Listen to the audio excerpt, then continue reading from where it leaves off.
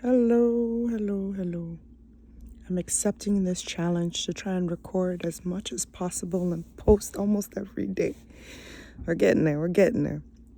I thought I would get the video done in the car while I was driving, but that didn't happen.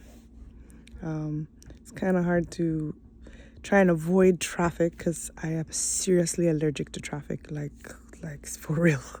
And it's ironic because I used to drive for a living. I am allergic to traffic.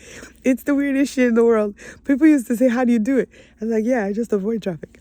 And they just be like, "But you work during traffic hours." In fact, sometimes I would actually not work during traffic hours because just I can't stand traffic. I will avoid it. Sometimes I might even make my journey longer just to not have to sit still and wait for cars to pass through a short period of space. I'm just not a fan. So yeah, while I was driving, even though I know where I'm going, I turn on my GPS so that I can pre-see where all the traffic is to avoid it. Yes.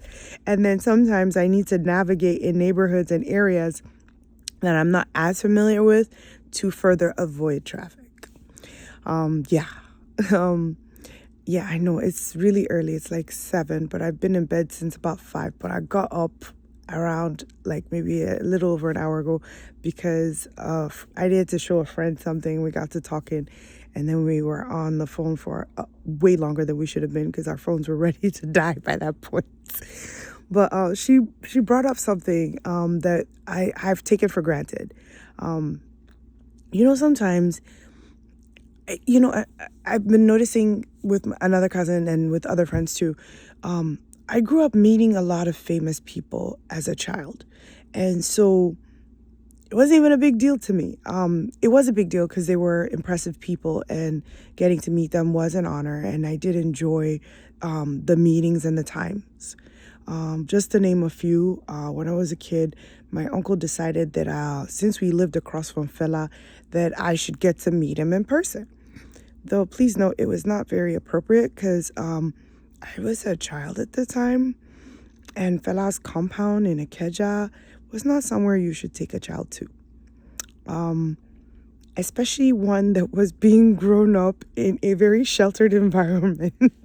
But I'm grateful to my uncle all the same for being brave enough to take me there.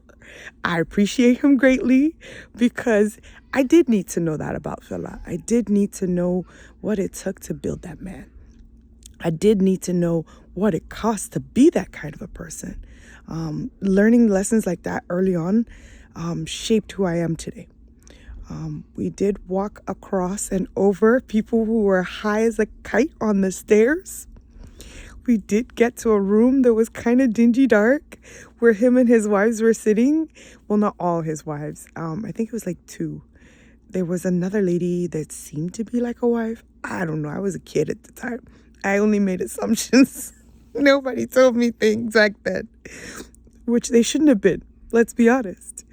But yeah, he was in his blue panties and it was kind of cool. I mean, there's only so much you could say to a kid, and it was clear he had imbibed some stuff already. So there was a limitation to the conversation because let's be honest, it really wasn't appropriate for him to be having conversations with me, a child. Anyways, but it was cool. And living across from the compound was also interesting as hell. I loved people watching as a kid, and I watched things that kids should probably not have watched, but I got to see a lot of things in childhood that most children should not have seen. That was, I think, a marking point of my childhood. It wasn't that my parents were necessarily responsible. It was just the environments sometimes you couldn't shield. And sometimes that was what it was. And so a lot of times my parents would have to process stuff out with us and talk to us about stuff. And then there were times they just didn't even bother. By that point, you kind of knew, and you just kind of, moved on and moseyed on.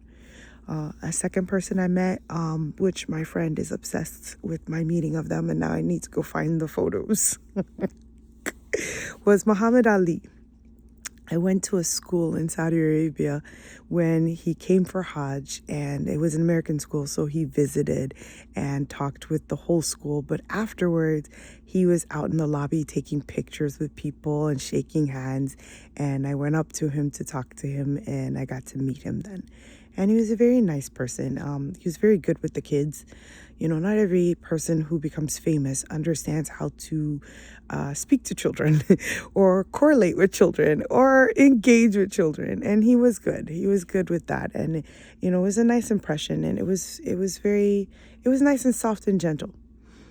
But yeah, so because of that, I often go places and I'm in circles. And my mom used to say that you can go anywhere and you just do you and be you. And I've taken that for granted. And I never understood that sometimes is something. I could talk to anybody anywhere, but then my father could too. And I learned that from my father. I learned that walking alongside him and being in places and just being able to reach my hand out and shake your hand and talk to you. Because as my father used to always say, everybody deserves respect. Even the person cleaning the toilet deserves respect. And, I've learned the quality of a person a lot of times in the bathroom, because the way you'd speak to a bathroom attendant tells me the quality of person you are. The way you speak to somebody who you might not even think you're on the same level or even think beneath you or whatever you think tells me a lot about you. Let's remember that every human being on this earth deserves respect, no matter who they are. They are precious. Even when they're evil, they're still precious. Yes, the regard should be different. Yes, the boundaries should be different, but they still deserve respect. Every human being still deserves respect. And especially if you're a Christian, you can't tell me that you get to disrespect anybody. If you belong to Jesus, you better have respect for everybody. Don't even come at me with anything otherwise. Even when Jesus spoke to a woman that he didn't think it's not even that he didn't think, he knew she deserved what she was asking for. But the way he spoke to her was to see if she knew she deserved what she was asking for. That tells me that if Jesus was kind, caring, respectful of people, even knowing his position, who the fuck are you to disrespect somebody and mistreat somebody just anyhow? And I'm saying that as someone who needs to always remember that, because I know there were times where my pride, my own, feelings hurt because I felt that somebody had mistreated me. I thought I had the right to mistreat them. I mean, I've learned since, and I've grown immensely and learned that even when someone's disrespecting me, there's a way to create a boundary without disrespecting them. There's a way to create a space, a safety net as such, without being disrespectful. It's doable, and it takes self-control. And I'm in this season of learning to control my emotions. Not that they weren't controllable in the first place, but, sometimes the hormone imbalance leads to outbursts and anger and rage, which I had in abundance as a child. I remember my mom having to tell me as a child, if you don't control this anger, you're going to kill somebody. And she said that, I think I was we had just moved to Saudi. And I moved to Saudi 6. So somewhere between 8. So I think maybe 9 and 6 is when she said that to me. We'd been in Saudi for a while, so it couldn't have been 6. So somewhere between 9 and maybe 7, 8, she had to say that because, I once had a moment where I threw a knife at my sister. Back then I used to say, thank God I had bad aim, because the knife definitely missed her because, I had bad aim back then.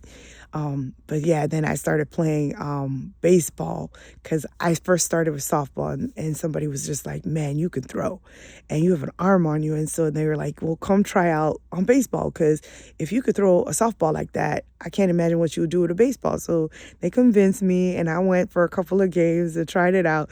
But, I was nervous because, if I knew what I had done with a knife, and so I didn't want to know what I could do with a ball that I was legally allowed to do, And I was like, yeah, maybe not. I like the softball better. It's safer, And yeah, but I played a lot of sports, and so I loved movement when I was a child, because ADHD will make you move, and high metabolisms will have you moving.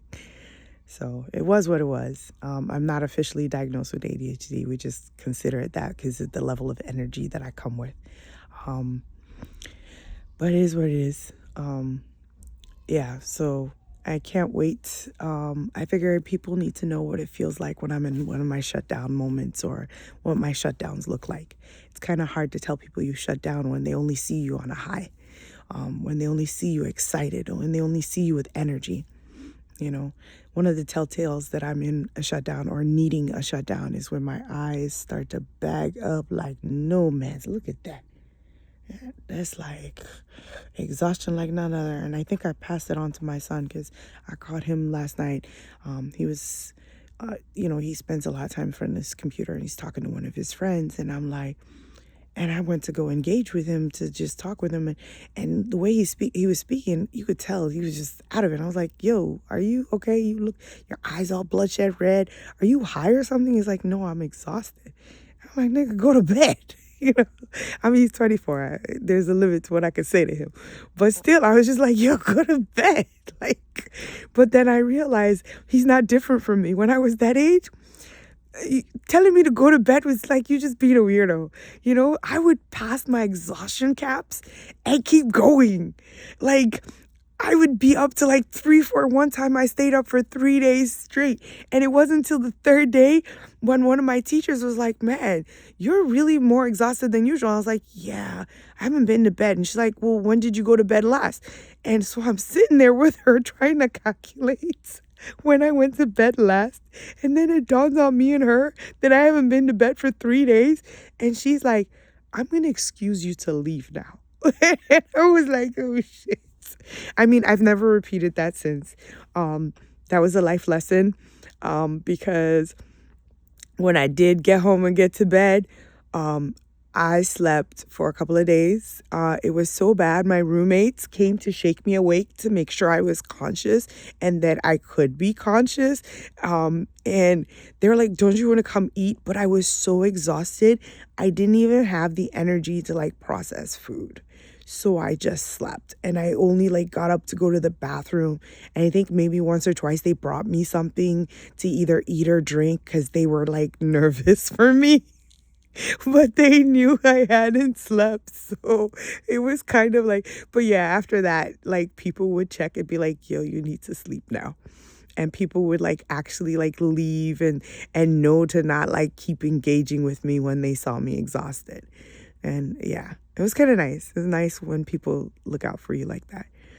But yeah. But now as an adult, I have to shut down because if I don't, my body collapses.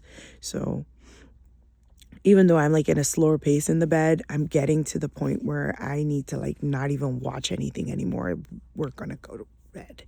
But I can't fully go to bed because I'm still a mom and I still have to keep tabs of my tiny who needs to go to bed by a certain time and who won't if you don't find her. And so I do a half conscious thing where it's a slower pace and a rest, but I still have to be conscious of the time. So I grab her, put her to bed, make sure she does all the things she needs to do before bed. She's kind of self-sufficient in the sense that you give her instructions and she does them. And then when she doesn't want to do them, you threaten her. Enough threats, enough, hey, I can't handle this right now.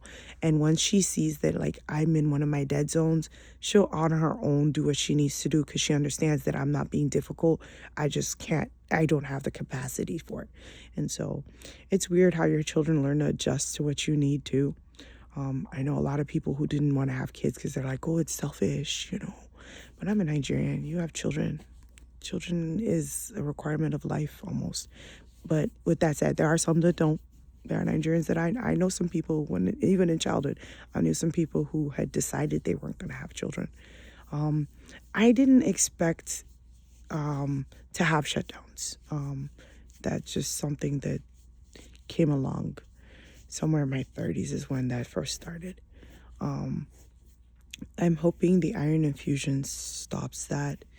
And I'm hoping, and I kind of also have like bedtimes. I instituted things like that to help my body recover. I instituted like when I feel that I've done too much in a day, I kind of start slowing down, and I did do a lot, even though it wasn't excessive, but there's a lot of heat outside also. It's really hot. It's like was 91, 93 sometimes in the car.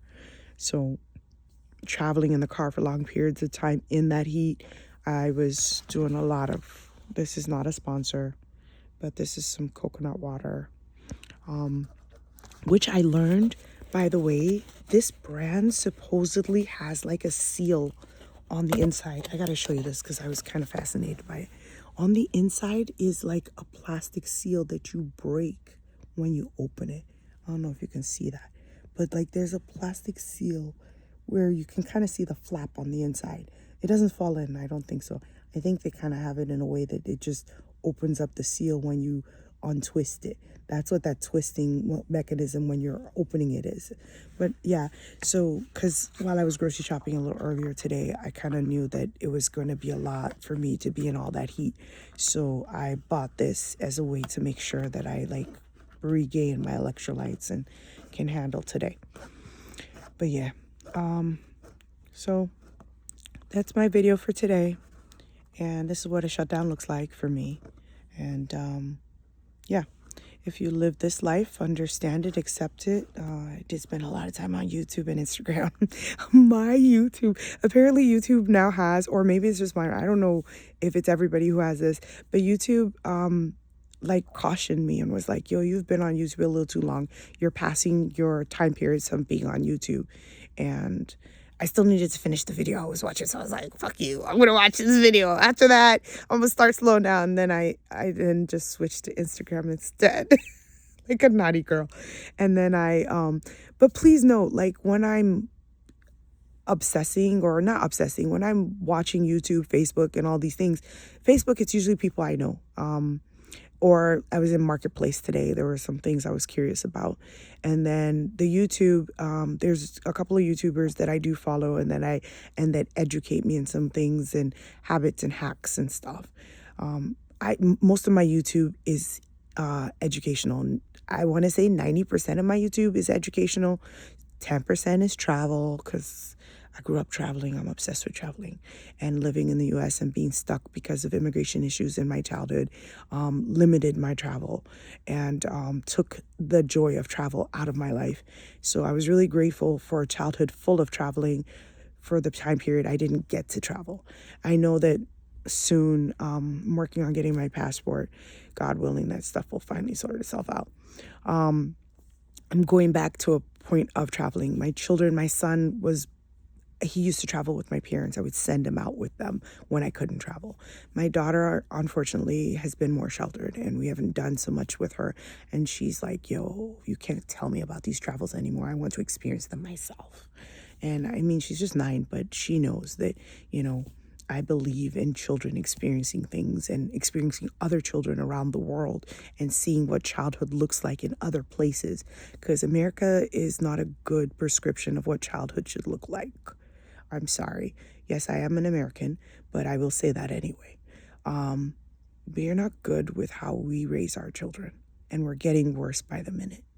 And it's concerning. It's concerning.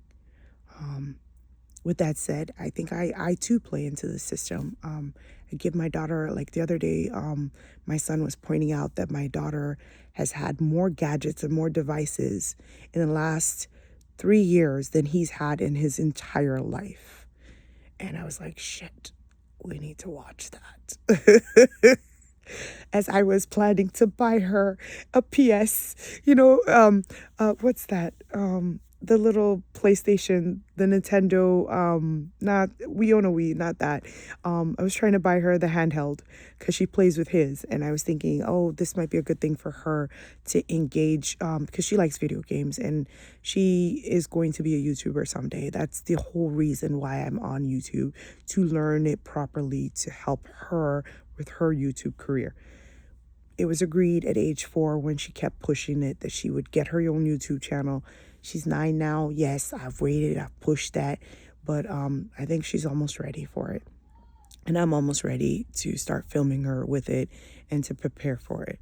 I wanted the financing, I wanted to do it properly. So yeah, I've reached the 20-minute mark, and I've kind of said I don't want these videos to be more than 20 minutes long. Till next time.